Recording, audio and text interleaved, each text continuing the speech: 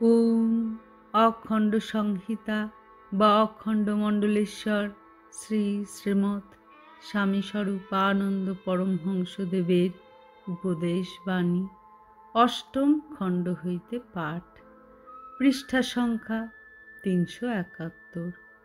অহর্নিশ শ্রী ভগবানের সাথে আলাপন।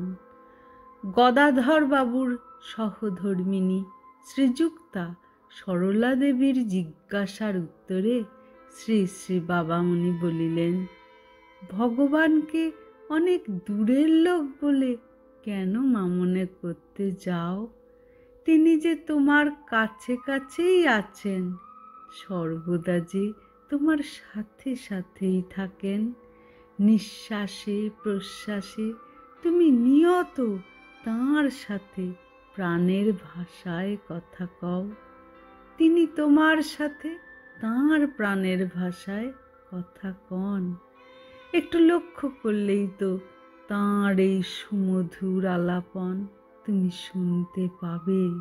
তবে কেন লক্ষ্য করেই দেখো না মা, সুদীর্ঘ জীবন ভরে কত কথাই কয়েছ, আর কত লোকের কত অনাবশ্যক কথাই কান পেতে শুনেছ।